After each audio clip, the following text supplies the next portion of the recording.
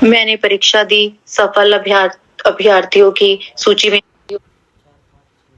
अभ्यर्थियों की सूची में आने से पूर्व कई चर्चाएं होती थी। यह सुनकर कि मेरा नाम उन चर्चाओं में नहीं था, मेरी पत्नी चिंता मुक्त हुई। इस प्रकार चिकित्सका ने 2 जून 2000 को अंतिम बार पुनः पिछली प्रक्रिया दोहराने का निर्णय किया। उन्हें इस बार भी कम आशा थी। उन्होंने कहा कि अगली बार दूसरी प्रक्रिया करेंगे। मैंने अपने कार्यालय में समाचार दिया, मैं विलंब से पहुंचूंगा। इधर चिकित्सालय में प्रथम नमूने और परीक्षणों के बाद मुझे एक और नमूना देने को कहा गया। जब मैंने अपने कार्यालय में बताया कि विलंब अधिक होगा और बहुत अधिक होने पर मैं नहीं आऊंगा, तो उस अधिकारी ने निर्देश दिया कि भले कितनी ही देर हो जाए, मुझे वहां अवश्य पहुंचना है। यहाँ पर कार्य समाप्त होने पर और अपनी पत्नी के सुरक्षित घर पहुंचने का प्रबंध कर जब मैं अपने कार्यालय पहुंचा तो मुझे एमबीए में अपने चयन का समाचार मिला। स्वीकृति देने के लिए 3 दिन का समय था। अगले दिन जब हम गुरुजी के दर्शन के लिए गए और मैंने यह समाचार गुरुजी को दिया, मेरा भ्रम जैसे कोई सर्वज्ञाता को कोई नवीन समाचार दे सकता है, तो मुस्कुराकर बोले, फिर ते कल्याण हो गया। मैंने सोचा, मैंने तो गुरुजी को अपने चयन की बात बताई है और वह कह रहे हैं कि मैं धन्य हो गया। यह तो प्रत्यक्ष ही है। उस समय गुरुजी के तात्पर्य से हम अनभिज्ञ थे। इस रहस्य घटन के लिए अभी कुछ और दिन का समय शेष था। मैंने गुड़गांव में एमबीए संस्था में प्रवेश किया। प्रथम सत्र के बाद मैं घर गया। उसी संध्या को हम दर्शन के लिए गए।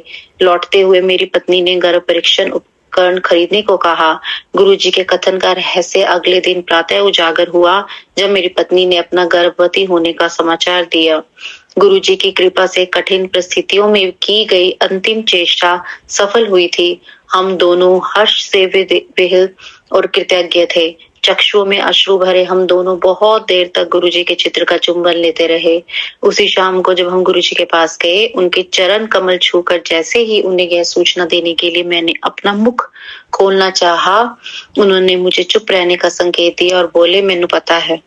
मेरी अनुपस्थिति होते हुए भी मेरी पत्नी का गर्भकाल सहजतापूर्ण बीत गया। उसी अवधि में उसे महाविद्यालय परिसर में ही घर मिल गया, जिससे प्रतिदिन यात्रा करने के कष्ट से भी मुक्ति मिल गई। उसने 31 जनवरी 2001 को पुत्र को जन्म दिया। शिशु के 40 दिन बाद पूर्ण होने पर हम उसे गुरुजी का आशीर्वाद दिलाने उनके पास लेके गए। इस दिन आज्ञा लेते हुए गुरुजी मेरी पत्नी को बोले, पूनम आंटी और मुंडा लेना है। मेरी पत्नी को एकाएक अत्यधिक अचंबा हुआ और पर वह कुछ नहीं बोली। उसके बाद गुरुजी हर दर्शन के समय मेरी पत्नी से यही पूछते। वह कभी उत्तर तो देती नहीं थी, पर अचरज सदा रहता था कि इतने छोटे शिशु के साथ कैसे पुनः उस पूरी प्रक्रिया को दोहरा पाएंगे। उसके अनुसार गुरुजी परिहास कर रहे थे। जून 2001 में मेरा एमबीए पूरा होने पर मेरा स्थानांतरण राजबंद पश्चिम बंगाल के दुर्गापुर के निकट हो गया। छोटे शिशु एवं दिल्ली में अन्य उत्तरदायित्वों के कारण मेरे लिए इस समय बाहर जाना असंभव था। मैंने अपने कार्यालय में अपने वरिष्ठ अधिकारियों से उनके अन्याय विनय करी, पर कोई सहायता करने को उद्यत नहीं था। सबकी उदासीनता देखकर अंत में मैं दिल्ली में अपने परिवार के लिए सब प्रबंध कर जाने का मन बना लिया था। उसी संध्या को हम गुरुजी के दर्शन करने के लिए गए।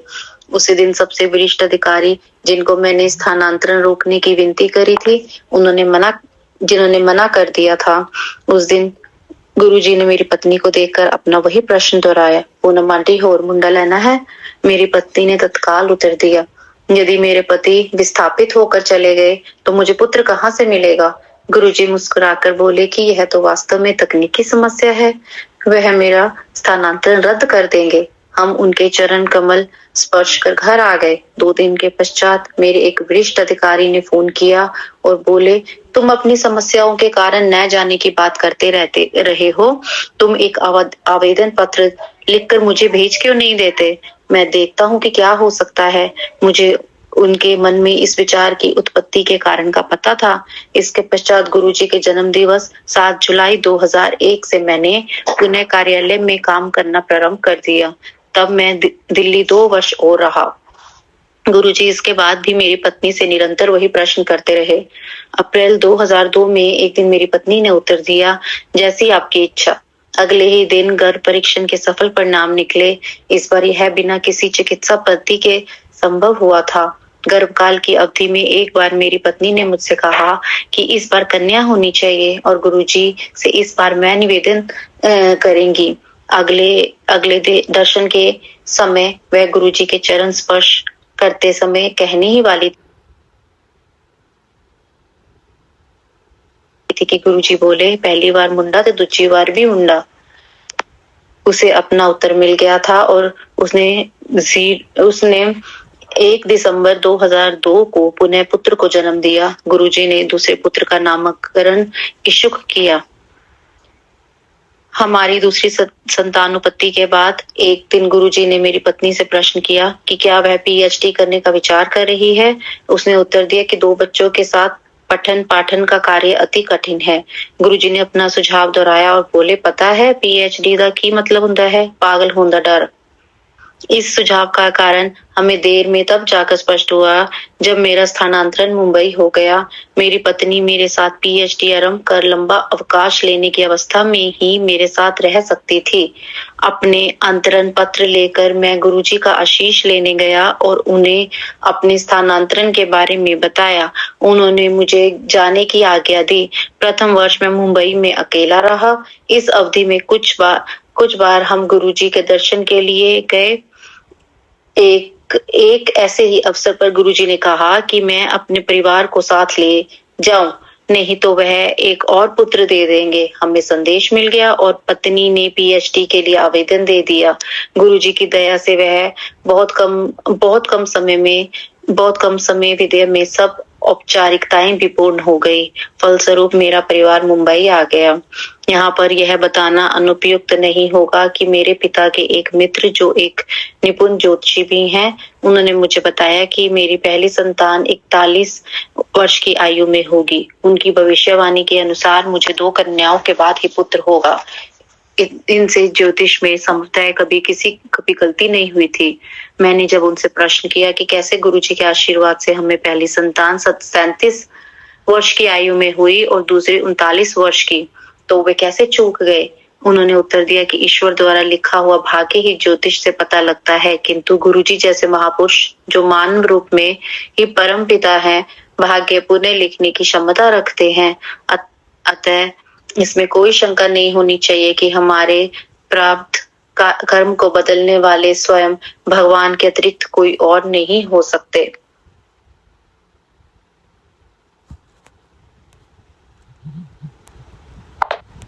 दुर्घटना से रक्षा। सितंबर 1999 में हम अपने वाहन में शिमला गए थे। अपनी दिव्य स्वप्न की आदत के कारण मैं कभी भी अच्छा चालक नहीं रहा हूँ। शिमला से लौटते हुए हमने रात चंडीगढ़ में बिताई। अगले दिन प्रातः हमें चंडीगढ़ से निकलने में देर हो गई थी और यह बात मुझे भी नहीं भा रही थी। अतः मैं कार आवश्यकता से अधिक तीव्र गति से चला रहा था। अंबाला और करनाल के मध्य यातायात अवरोध था। हमारे आगे एक माटी प्रवर्तक जा रहा था और पीछे भी बहुत गाड़ियां थी। मैं आगे जाने को आतुर था, परंतु प्रवर्तक के विशाल आकार के कारण आगे की दृष्टि अवरुद्ध थी और मार्ग के दूसरी तरफ का भाग निर्माण कार्य के लिए बंद था। अतः दोनों ओर का यातायात इसी तरफ से आ रहा था। मेरी पत्नी मेरे साथ ही अपने नेत्र बंद कर अपने छोटे से वॉकमैन पर शब्द सुनती हुई आगे बैठी हुई थी। वह प्रवर्तक अत्यंत धीमी गति से जा रहा था। काफी देर उसके पीछे धीमी गति में चलते रहने के कारण मैं अपना संयम खो बैठा और मैंने अपनी कार की गति बढ़ाकर उसे आगे निकलने की चेष्टा करी। जैसे ही मैं उसके समानांतर पहुंचा, मुझे सामने से आता हुआ यातायात दिखाई दिया। सामने से अत्यंत तीव्र गति से एक और प्रवर्तक हमारी दिशा में भागा चला आ रहा था। उसमें और हमारी कार में कुछ मीटर की दूरी शेष थी और दोनों प्रवर्तकों के आगे के हिस्से में कुछ इंचों का ही अंतर था। कार के आते हुए प्रवर्तक से चिथड़े उड़ते हुए के विचार और दोनों के कर्मचारियों का चिल्लाना सुनकर मेरे शरीर में कंपी छूट गई। मेरी पत्नी ने आंखें खोली, मुझे देखा और हम दोनों गुरुजी को याद करने के अतिरिक्त और कुछ नहीं सूझा। एकदम मुझे अपनी दाहिनी ओर के मार्ग में बने हुए विभाजक में एक टूटी हुई दीवार दिखाई दी। मैंने अपनी कार तेजी से उस दिशा में घुमा दी। गुरुजी के अतिरिक्त और कौन हमें इस प्रकार से जीवन दान दे सकता था। फरवरी 2000 में मैं रात्रि से प्रातःकाल की पाली में विमान पतन पर कार्यरत था। उस समय मैं एक बोइंग 707 जिसमें ईंधन भरना था देखने गया। मैंने देखा कि एक भू यंत्रविद वायुमान का पल्ला खुला छोड़कर उस पर कार्यरत था। हमारे कर्मचारी एक किनारे खड़े हुए उसका कार्य समाप्त होने की प्रतीक्षा कर रहे थे। प्रश्न करने पर उसने उत्तर दिया कि अभी बहुत कार्य शेष था और वह अकेला ही था। इंजन के पल्ले को सुरक्षित रखने वाली भुजा भी काम नहीं कर रही थी और उसे वह सीढ़ी पर टिका कर रखे हुए था।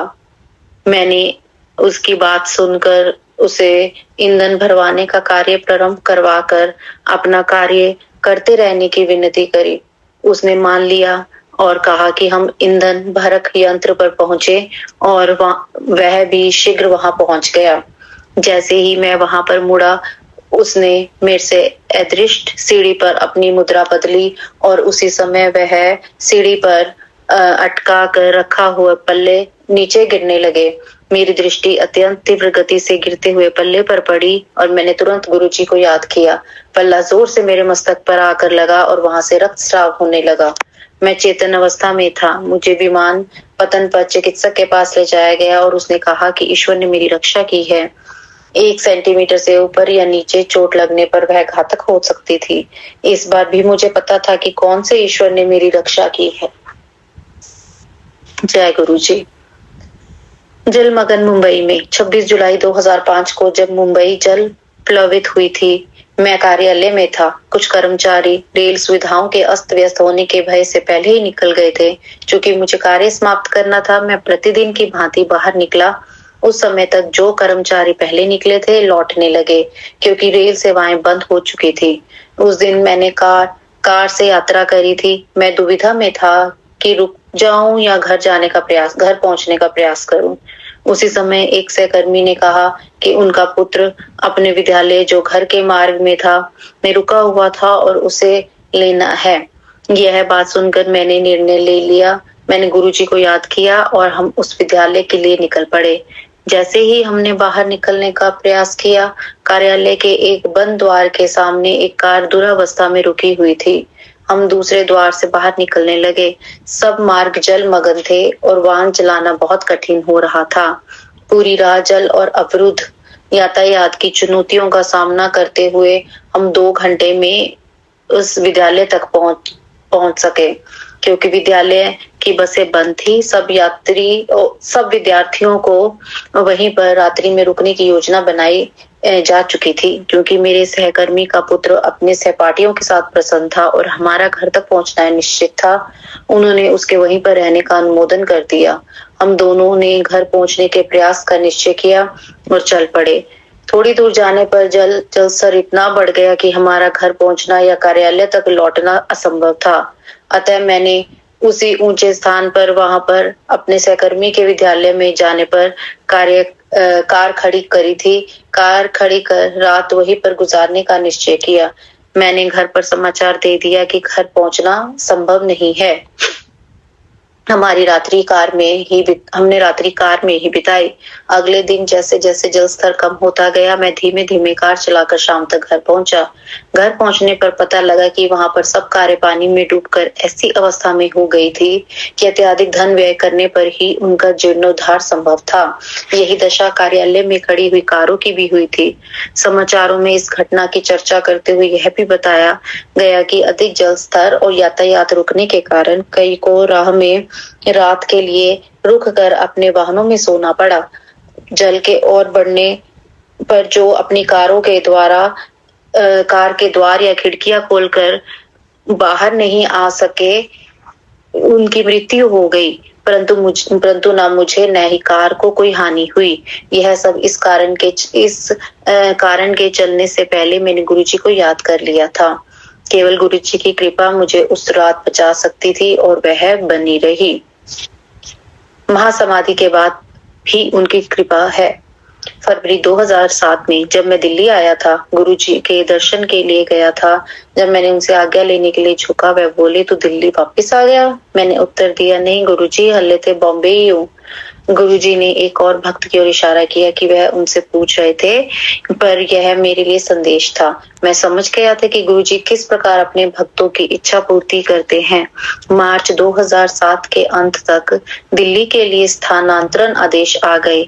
1 मास पश्चात मैंने दिल्ली कार्यालय में कार्य करना आरंभ किया और 26 मई को मेरा बार भी दिल्ली आ गया। सौभाग्य से एक दिन पश्चात उनके दर्शन भी हो गए। 31 मई को उनके शरीर छोड़ने के निर्णय को सुनकर मैं ध्वस्त हो गया था। बड़े मंदिर से लौटते हुए मेरे मन में उनके विचार उभर रहे थे। ऐसे कई अवसर थे जब गुरुजी ने हमें धन्य किया था और अनेक अवसरों पर हमें वह दिया गया था जिसके हम योग्य नहीं थे। अब क्या होगा? अब कौन हमारा ध्यान रखेगा? यद्यपि इन प्रश्नों का मेरे पास कोई उत्तर नहीं था, किंतु जिन्होंने सदा हमारी आवश्यकताओं, शंकाओं और प्रार्थनाओं का उत्तर दिया था, उनके पास इसका भी समाधान है। यह मुझे कुछ दिनों में पता ही लगने वाला था।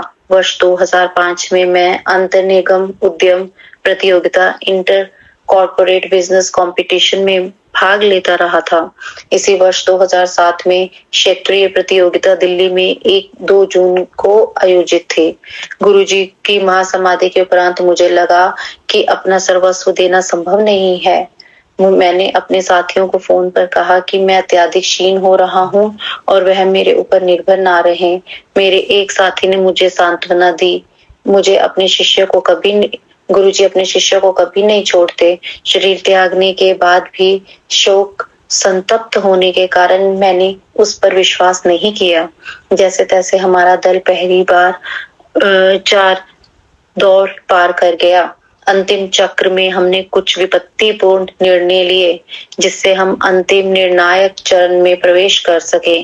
परिणाम घोषित हुए और उसमें हमारा नाम नहीं था। मैंने अपनी जेब से गुरुजी का चित्र निकाला और कह पड़ा, अब यही होना था। आपके रहते हुए कुछ और ही थी बात। जैसे मैं गुरुजी का मुस्कुराहट भरा मुख देख रहा था, मेरे एक साथी ने आकर बताया कि हमारे उत्तर कंप्यूटर में ठीक से नहीं डाले गए हैं।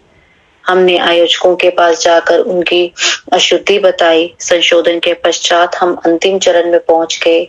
इसके बाद सफलता हमारे साथ बनी रही। 6 जून 2007 को राष्ट्रीय प्रतियोगिता में हम द्वितीय स्तर पर रहे और तत्पश्चात सितंबर में आयोजित एशिया पैसिफिक प्रतियोगिता में भी द्वितीय स्थान पर अंक प्राप्त किए। गुरुजी ने हमें बता दिया था कि उनकी दया अभी उनकी संगत के साथ है। हम अपने दोनों बच्चों को अच्छे विद्यालय में प्रवेश कराने को उत्सुक थे। यद्यपि हम विभिन्न सूत्रों के द्वारा प्रयास कर रहे थे, पर उसमें कोई सफलता नहीं मिल रही थी। अंत में मैंने गुरुजी से प्रश्न किया, आपने 2 पुत्र दिए हैं, तो इनके अच्छे विद्यालय में प्रवेश क्यों नहीं दिला देते? इसका उत्तर मुझे अतिशीघ्र मिला। दोनों बच्चों को दिल्ली के सबसे अति अच्छे विद्यालयों में से एक में बिना किसी दान और राजनैतिक सूत्र के प्रवेश मिल गया। जब हम दिल्ली पहुंचे तो हमारे पास कोई ऐसा निवास नहीं था जहां से मेरी पत्नी और मैं अपने कामकाज और दोनों बच्चों को, जो अब 6 और 4 वर्ष के थे, देखभाल कर सके। इस समस्या का एकमात्र समाधान यही था कि मेरी पत्नी को महाविद्यालय परिसर में ही घर मिल जाए, पर कोई भी निवासी सेवानिवृत्त होने वाला नहीं था और वहां पर घर वरीयता के आधार पर मिलते थे। इस बार भी हमारी इच्छा अनुसार चमत्कार हुआ। एक शिक्षक जिनके पुत्र को अपने विद्यालय से दूर रहने के कारण कठिनाई का सामना करना पड़ता था, उन्होंने अपना घर खाली कर दिया। आश्चर्य रूप से वरीयता में उच्च आवेदकों में से किसी ने उस घर के लिए आवेदन नहीं दिया, अतः मेरी पत्नी को वह घर मिल गया। गुरुजी के अन्यथा और कौन संगत के सदस्यों को सुविधा अनुसार ऐसे चमत्कार कर सकता है। मैंने परम पिता गुरुजी के साथ अपने अनुभवों को बहुत सारांश में लिखा है। मैंने यह हार्दिक कृतज्ञता और आदर से यही समाप्त करता हूँ। ओम श्री गुरु देवाय नमः। प्रार्थना है गुरु जी सदा हमारे और सब भक्तों पर सुख, सौभाग्य और सुबुद्धि की वृष्टि करते रहें और हम सदा उनके भक्त होने के योग्य बने रहें। जय गुरु जी। आकाश सेठी, दिल्ली।